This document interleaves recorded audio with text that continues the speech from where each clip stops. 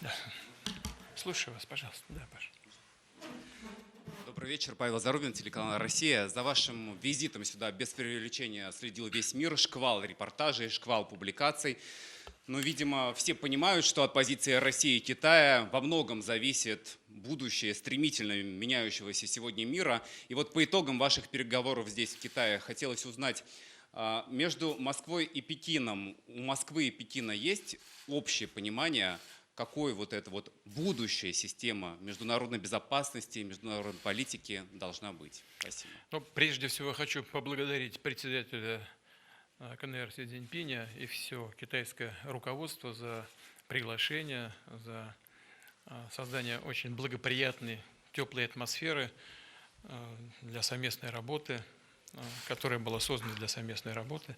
В целом переговоры были очень содержательными, насыщенными.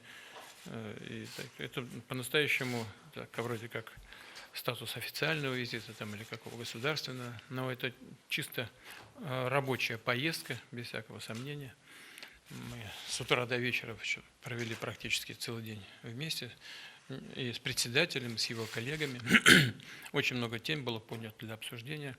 А то, что от России и Китая зависит будущее, это отчасти, только отчасти так, потому что будущее человечества зависит от всего человечества.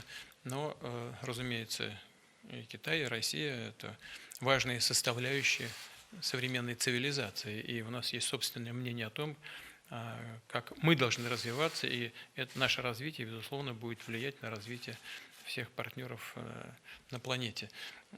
А развитие, мы полагаем, должно быть конструктивным, должно быть мирным, без всяких сомнений. Оно должно учитывать не только наши интересы, но и интересы всех участников международного общения. И, конечно, нужно укрепить складывающийся многополярный мир. То, что он сейчас на наших глазах складывается, и мир становится многополярным, здесь нет никаких сомнений. Думаю, что все это прекрасно понимают, отдают себе отчет в этом. И важно, чтобы те, кто пытаются сохранить свою монополию на принятие решений в мире по всем вопросам, понимая это, я думаю, что они это прекрасно понимают, да я не думаю, я знаю, они это прекрасно понимают, чтобы они, понимая это, сделали все, что от них в данном случае зависит, чтобы этот процесс был естественным, повторяю еще раз, мирным, бесконфликтным, и чтобы мнение всех участников международного процесса учитывалось в полном объеме, и чтобы все мы искали компромиссы достаточно сложных решений, перед которыми все мы стоим. Мы на это как раз настроены именно на такую работу. Я неоднократно говорил, да, и председатель КНР это подчеркивал, наше взаимодействие, наше сотрудничество, наше стратегическое партнерство с Китаем, Россией и Китаем не направлено против кого бы то ни было. Оно направлено на одно – создавать лучшие условия для развития наших стран и повышения благосостояния народов Китая и Российской Федерации. Добрый день, телеканал «Звезда», Коковешников Константин. Если позволите вопрос, как прошла ваша неформальная встреча с Си Цзиньпином, которая, как заявил ваш помощник, проходила в сверхузком составе, но в ней, в частности, принимал участие министр обороны Андрей Белоусов, секретарь Совбеза Сергей Шойгу. Затрагивали ли вы тему Украины? И что лично для вас выглядело бы убедительным свидетельством готовности Украины к переговорам? Ранее и вы, и министр иностранных дел Сергей Лавров неоднократно говорили о том, что западным партнерам больше доверять нельзя. Да, такая встреча состоялась, она была в узком составе. Мы действительно обсуждали много таких вопросов важных для двухсторонних отношений. Тема урегулирования украинского кризиса затрагивалась. Председатель КНР изложил мне основные тезисы того, о чем шла речь в ходе его недавней поездки в Европу. Изложил свою позицию, связанную с китайскими мирными инициативами. мы уже неоднократно говорили, мы считаем, что Китай искренне стремится к тому, чтобы урегулировать эту проблему, предлагает различные варианты, ведет себя очень гибко и, на мой взгляд, искренне стремится к решению этой проблемы. Мы обсуждали это достаточно подробно. Что касается наших контрпартнеров, так скажем, в данном случае, это касается украинского руководства и его хозяев заокеанских, прежде всего европейских. Ну что же, мы об этом много раз говорили. Когда наши войска стояли под Киевом, нам что было сказано со стороны наших западных партнеров? Нельзя подписывать документы, если у противоположной стороны к виску приставлен пистолет. Что надо сделать, было спрошено с нашей стороны. Мы спросили, надо отвести войска от Киева. Мы сделали это. На следующий день они выбросили все наши договоренности в помойку и сказали, ну теперь будем воевать до конца. А западные их кураторы заняли позицию, известную теперь всему миру, победить Россию на поле боя, нанести ей стратегическое поражение. Это же не мы себя так повели, это наши партнеры себя так повели. И устами официальных лиц, в том числе, и это сказано было руководителем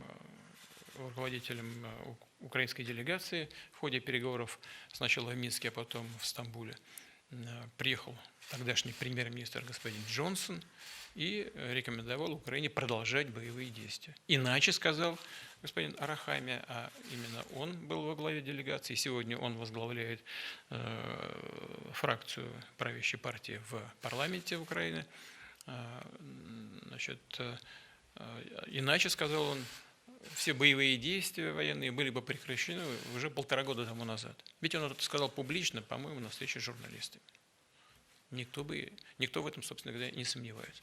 То есть, подведем черту под этой частью ответа на ваш вопрос, нас в очередной раз обманули. Угу. Теперь мы должны понять, с кем и как мы должны иметь дело, можем иметь дело, кому и в какой степени мы можем доверять. И мы, конечно, сейчас анализируем все, что происходит в этом плане, на этом направлении. Смотрим, конечно, на то, что происходит вокруг анонсируемой всеми встречи в Швейцарии, в Женеве, по-моему, там собираются. Мы никаких формул, которых мы знать не знаем, обсуждать, конечно, не собираемся. Но мы никогда не отказывались от переговоров, в отличие от украинской стороны. Это они вышли из переговорного процесса. Они заявили о том, что собираются нанести нам стратегическое поражение. И они сказали о том, что будем воевать до конца. Собственно, не до конца, до последнего украинца. Значит, они все это сделали своими руками. У нас есть база для переговорного процесса. То, о чем мы договорились в Стамбуле, и то, под чем фактически, под выдержкой из этого объемного документа была поставлена подпись главы украинской делегации. Он ее парафировал. У нас же документ лежит, подпись его стоит. Какие еще какие-то там дополнительные условия, которых мы никогда не слышали, ничего об этом не знаем. В чем смысл этого мероприятия? Понятно. Собрать как можно большее количество стран, потом заявить о том, что со всеми согласовано, а потом предъявить России это как уже решенный вопрос, как ультиматум. Такого развития событий не будет. Владимир, здравствуйте. Александр Юношев, Лайв. Позволите продолжение темы Украины. Вчера Зеленский посетил Харьков, провел там заседание Ставки, и в то же время у нас идут активные бои под Харьковом, добиваются успеха вроде военнослужащие наши. Не вроде бы, а добиваются. Слава Богу. Каждый день двигаются строго по плану. Так в чем план? Наша цель захватить Харьков или это создание санитарной зоны, о которой вы ранее говорили? Спасибо. Я не знаю, что говорил там, глава государства украинского. Знаю только, что а в конечном-то итоге это же их вина того, что происходит. Все сегодняшние власти в Киеве источником своего происхождения имеют государственный переворот. Это источник сегодняшней власти на Украине. Первое. Второе. Допустив госпереворот, а западные спонсоры, способствуя ему, организуя ему, создали условия для перехода тлеющего конфликта в конфликт вооруженный. Это они в этом виноваты. Пытаются переложить с больной головы на здоровую и вину возложить на Россию за сегодняшние трагические события. Но это результат их политики. Что касается того, что происходит на Харьковском направлении, это тоже их вина, потому что они обстреливали и продолжают, к сожалению, обстреливать жилые кварталы приграничных территорий, включая Белгород. Ну, там же гражданские люди гибнут. Все же очевидно, стреляют прямо по центру города, по жилым кварталам. И я говорил публично, что если это будет продолжаться, мы вынуждены будем создать зоны безопасности, санитарную зону. Вот мы это и делаем. Что касается Харькова, то таких планов на сегодняшний день нет. Здравствуйте. Разрешите, пожалуйста, газета «Известия». Ну, пожалуйста. Здравствуйте еще раз. Дмитрий Ларов, газета «Известия». В последнее время появлялась информация, что китайские банки перестают принимать платежи из российских банков. Скажите, пожалуйста, обсуждали ли вы этот вопрос с китайским лидером? Если да, то есть ли какой-то результат и удалось ли договориться о возможной схеме расчетов, на которые бы не влияли западные санкции? Спасибо. Санкции третичные или в отношении третьих стран, участников экономической деятельности, они, конечно, втройне нелегитимны, потому что если они принимаются без решения Совбеза ООН, то они в целом нелегитимны. А уже в отношении третьих стран это совсем уже выходит за рамки здравого смысла. Кстати говоря, такие санкции применяются тем же самым американцами, либо европейцами, и в отношении даже своих союзников обоюдно. Ну, европейцы в отношении американцев не применяют, а американцы в отношении европейских эконом-операторов принимают такие санкции и часто доводят их до логического завершения. И не только применительно к России, но и в отношении к другим ситуациям и к другим странам. И это практика. И европейцы, значит, все это глотают. Ну, лишний раз подтверждая свою вассальную зависимость от суверена за океаном. Ну, бог с ними. А то, что принимаются такие решения, они, конечно, наносят прямой ущерб мировой экономике. Не только тем странам, в отношении кого принимаются такие решения, и эконом-операторов этих стран, но и мировой экономике в целом. И энергетики, и другим сферам деятельности в экономической области. И прежде всего вопросы, касающиеся расчетов, они обсуждаются на уровне участников экономической деятельности. Решения возможны, они есть, и, конечно, они так или иначе должны поддерживаться на государственном уровне. Надеюсь, так оно и будет. Понять как бы мотивы поведения крупных финансовых учреждений можно, но никто не хочет нести какие-то потери в связи с незаконными, пускай даже незаконными действиями властей США. Но должен сказать, уже говорил об этом, хочу повторить. Это большая глупость и огромная ошибка со стороны американских политических элит, потому что они сами себе наносят огромный ущерб, подрывают доверие к доллару и постепенно сворачивают состояние доллара как мировой расчетной валюты и резервной валюты. Хотя имеют от этого положения доллара огромный выигрыш. Вот сначала Бреттон-Вудская система, потом от долларового, потом от золотого, значит, от золотой поддержки доллара отказались, перешли к ямайской системе. А она на чем основана? только на печатном станке, ну или, скажем, благородно, на мощи и качестве американской экономики. Да, это так и есть на самом деле. И многие страны, все страны мира доверяют этой американской экономике, ее мощи и ее стабильности. И берут эти бумажки. Но это дает огромные, ничем, на первый взгляд, необъяснимые преимущества американской экономики и финансовой системы. Они могут быть оценены и прямо в определенных цифрах.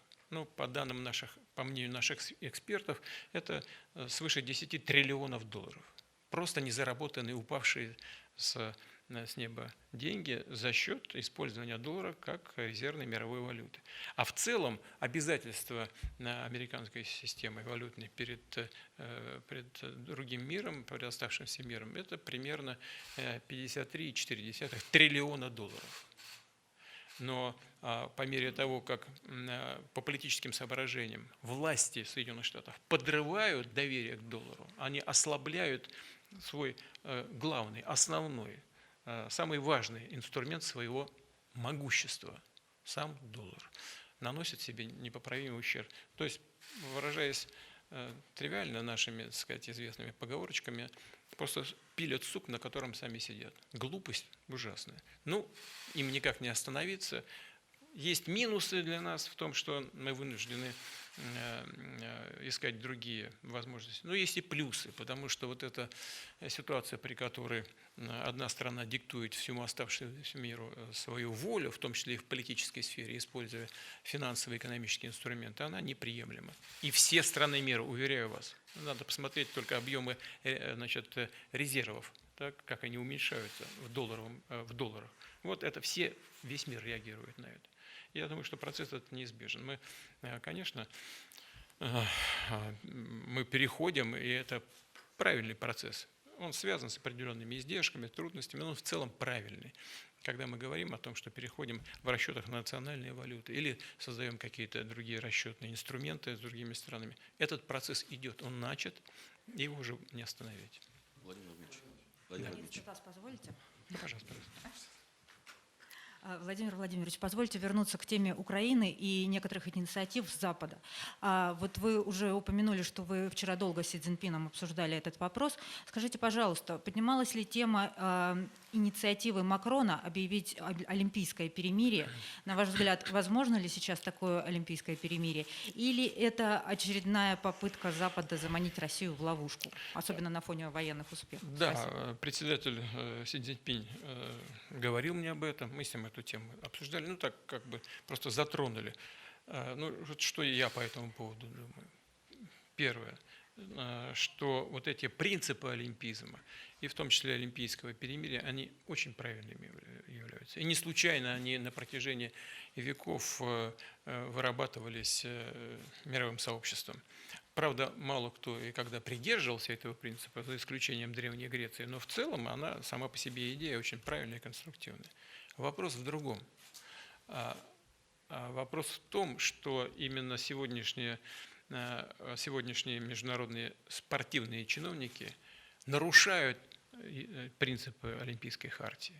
Сами они политизируют спорт, что совершенно недопустимо, имея в виду предназначение спорта как площадки для общения людей и для поиска компромиссов в ходе этого общения и по другим, в том числе политическим вопросам. И если они сами нарушают, в том числе и в данном случае в отношении России, не допуская наших спортсменов выступать на Олимпийских играх со своим знаменем, со своим флагом и со своей национальной музыкой, с гимном, в отношении нас нарушают, а хотят, чтобы мы, в свою очередь, исполняли те правила, которые они нам диктуют. Вот это никому не приходит в голову. Разве это соответствует каким-то элементарным нормам справедливости? Ничего подобного нет. Сами нарушают, а от нас требуют исполнения. Ну, дорогие друзья, так мы долго не уедем. Так так договариваться никто никогда по каким вопросам не договаривался. Для того, чтобы что-то требовать или ждать от других, самим нужно исполнять эти правила. Но в целом спорт, безусловно, развивается, будет развиваться. Не знаю уж, как под руководством таких чиновников, как сегодня будет чувствовать себя олимпийское движение. Если они, значит, деньги будут ставить во главу угла и делать главным, значит, принципом своей деятельности, как в любом коммерческом предприятии, главной целью которого является извлечение прибыли, вот если вот это будет ставиться во главу угла, то ничего хорошего в будущем олимпийского движения просто не предвидится. Ведь это же превратилось просто в коммерческую корпорацию. Все построено на чем? На чем? На получении денег от спонсоров, от крупных информационных компаний за трансляцию. Ну, в общем, это целое предприятие по извлечению прибыли от спортивных соревнований. Все-таки принцип олимпизма в другом, в гуманитарных началах. Владимир Ильич, Пожалуйста. Александр Христенко, канал «Россия». На этой неделе США ввели пошлины на ряд китайских товаров, на чипы, полупроводники, металл, солнечные батареи, а главное, на китайские электромобили подняли в 4 раза, по-моему, пошлину до 100%. Можно ли считать это санкциями против Китая? И помогает ли сотрудничество России и Китая противостоять уже и таким выпадам? Ну, санкции, конечно, внешне смотрятся как санкции, но в известной степени уже такие элементы экономической войны. Не первый раз они применяются. И, кстати, и политика, характер отношений России и Китая, ситуация на Украине, уверяю вас, к этому не имеет никакого отношения. Это просто элементы недобросовестной конкуренции. Вот у нас мы делали самолет МС-21. Так, они определенные компоненты, о которых мы договаривались, и которые не имеют ничего общего с военным производством. В крыльях там должны были быть вставлены определенные компоненты. Значит, они просто нам отказали, и все, включив в санкционный список. Причем такой, который имеет отношение к военному производству. Но ничего общего с военным производством там не было и нет. Да, мы потеряли время, сдвинулось это производство на полгода примерно, но мы сами сделали эти компоненты, жгуты там для крыльев. Сделали хорошо, да еще и лучше, чем американского производства по качеству и по долговечности их использования. Вот такой же результат будет и здесь.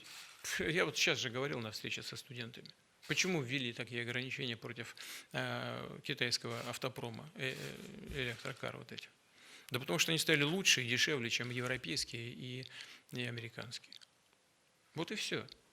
Просто убивают конкурентов, в данном случае китайского конкурента. Не пускают на свой рынок. Это запретительная пошлина. И в Европе, конечно, все то же самое происходит. Значит, вот как только какая-то страна, как мы часто говорим, центр мирового развития, вот любой центр, поднимается, становится более конкурентоспособным, его сразу чик, и опускают, стараются это сделать. Может ли российско-китайское сотрудничество как-то этому противостоять? Может. Но для того, чтобы этого не произошло, мешают в проводке, финансовой проводке. Потому что мы могли бы больше закупать. Но поскольку создают проблемы в денежных переводах, мы ограничены в приобретении этой продукции. Но можно ли что-то сделать с этим? И с этим можно. Совместное производство будем развивать. Это требует времени. Так же, как нам для компонента для авиатехники мы сделали, вправо передвинули все там на полгода. И здесь то же самое. Будем делать совместное производство.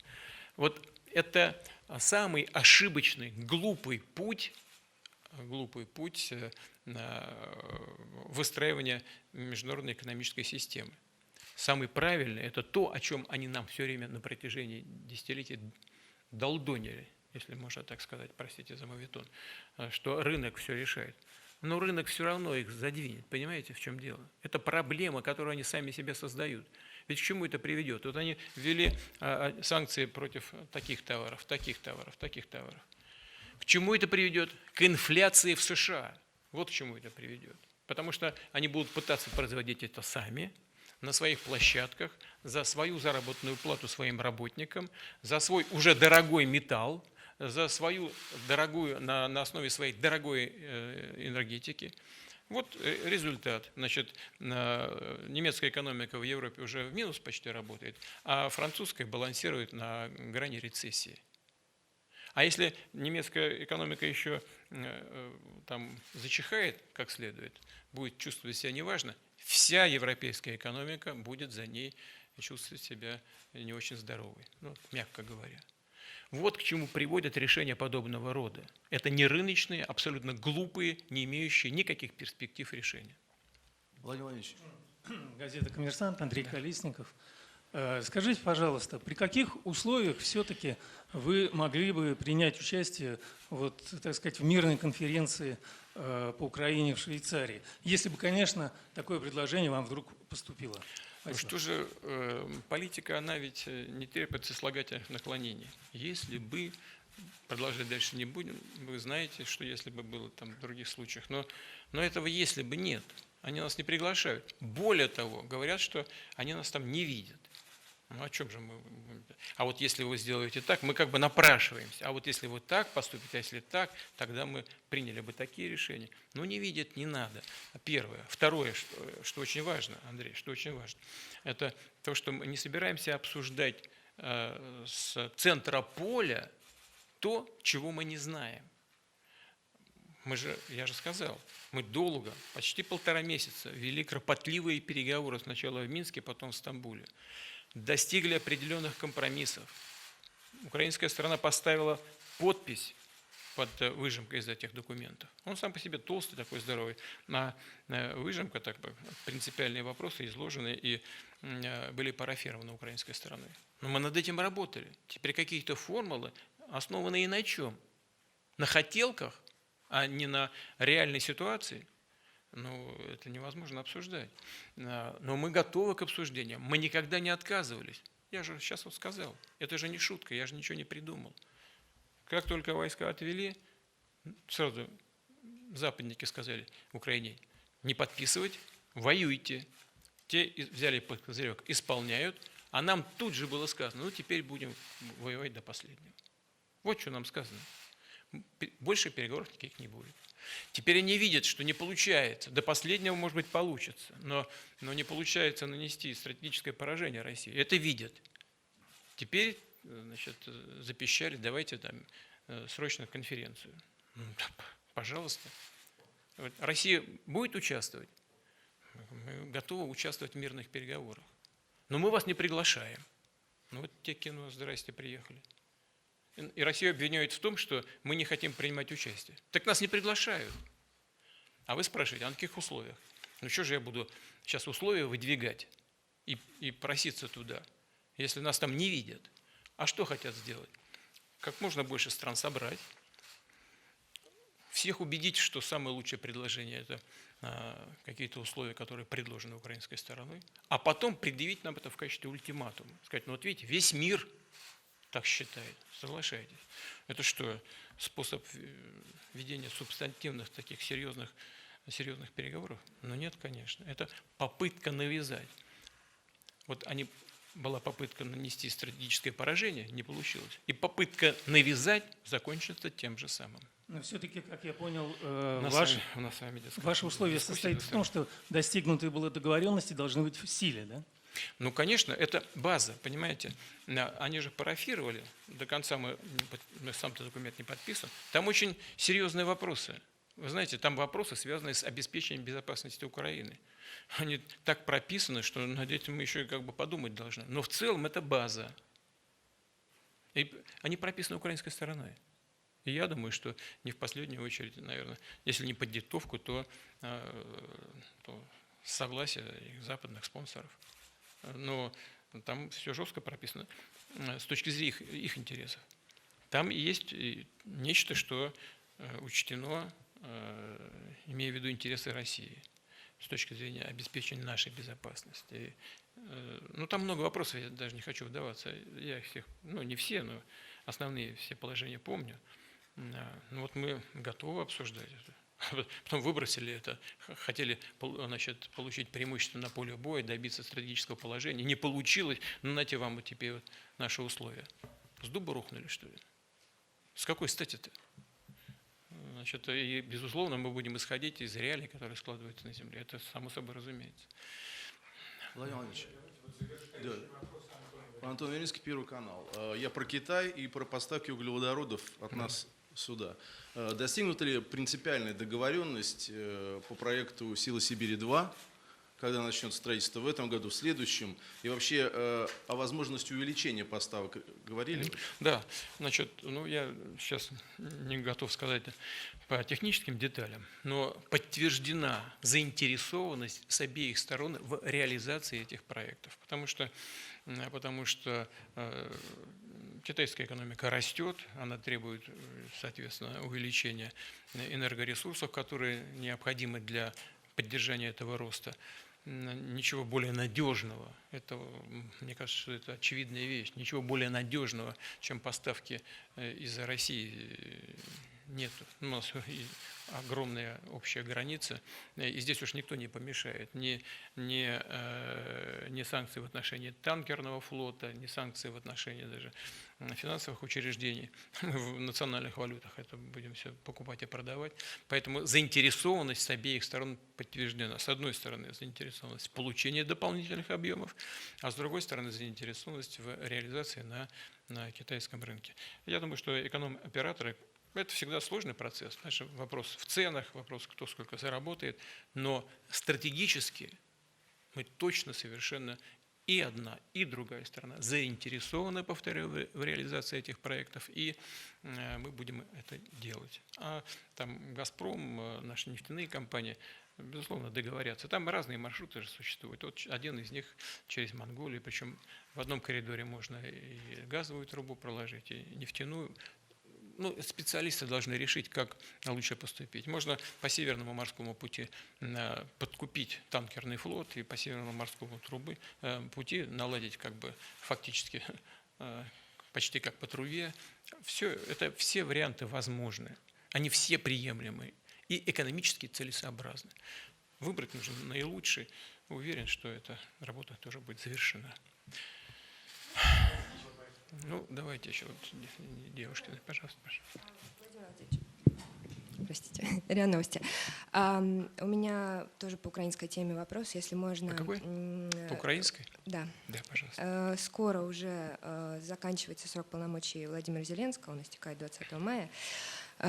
После этой даты Россия перестанет ли считать его легитимным президентом? И для вас это что-то будет значить? Вы готовы будете с ним говорить после этого? Мы с ним раньше с ним общались, были в постоянном контакте до того, как конфликт вышел в эту острую фазу вооруженной борьбы. Значит, по поводу легитимности, на этот вопрос прежде всего должна ответить политическая и правовая система самой Украины. Там в Конституции есть всякие варианты. Это вопрос оценки. Эту оценку, конечно, прежде всего должен дать Конституционный суд. И вообще сама, даже сказал бы так, политическая система самой Украины. Но для нас это, конечно, имеет значение, потому что если дело дойдет до подписания каких-то документов, конечно, мы должны подписывать документы в такой судьбоносной области с легитимными властями. Это факт очевидный. Но, повторяю еще раз, ответить на этот вопрос должна политическая и юридическая правовая система самой Украины. Спасибо большое. Французов. Обсуждали то, что Китай приглашен на эту международную конференцию? Мы обсуждали этот вопрос в комплексе. Спасибо вам большое за внимание. По поводу французской армии на Украине. Французской армии на Украине. Я же не французский президент. Чего Господин Макрон, я не принимаю решения. Господин Макрон неоднократно заявил, что готов туда отправить войска. Если на Украину зайдут регулярные французские войска, будет ли это означать прямой конфликт, война с французами? Вы сначала у него получите ответ на ваш вопрос. будут там войска или нет. А потом мы будем рассматривать варианты последствий этого шага. Владимир Владимирович, а вот фигура Белоусова, если можно спросить, простите, пожалуйста, последний вопрос. Почему именно Белоусова выбрали в качестве министра обороны? Потому что сейчас очень все-таки это важный момент, специальной военной операции. Ну, я же сказал, я уже говорил, мне вот Дмитрий Сергеевич об этом говорил. Он говорил, потому что я просил его это сделать. Хочу повторить еще раз. Уровень оборонных расходов у нас только на Министерство обороны 6,7% ВВП в текущем году. Если взять со всей силовой составляющей государства, то расходы на всю силовую составляющую выйдут где-то за 8%. А в этой системе расходов Министерство обороны играет ключевую роль. То есть от расходов Минобороны зависят и расходы других силовых ведомств. Потому что Минобороны, прежде всего, осуществляет какие-то закупки, а другие силовые ведомства покупают за ними от того, какой выбор сделает Минобороны. Кроме того, Минобороны выстраивает всю систему обороны страны с привлечением других силовых ведомств. И от этого тоже зависят их расходы. Если вот на все на это Минобороны 6,7, а на всю оборонную безопасность 8 с небольшим процентом, это не критично пока, потому что в Советском Союзе в 1985-1986 годах расходы на оборону составили 13%.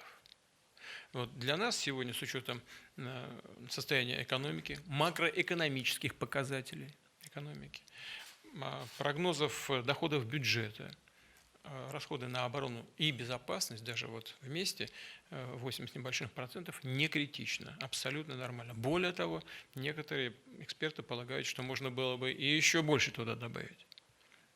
Возможности бюджета, по мнению этих специалистов, позволяют. Но они вот такие, какие есть. Значит, Андрей Ромович, как вы знаете, был министром экономики. Он вообще считается хорошим экономистом, одним из лучших в стране. Он был моим помощником опять по экономике.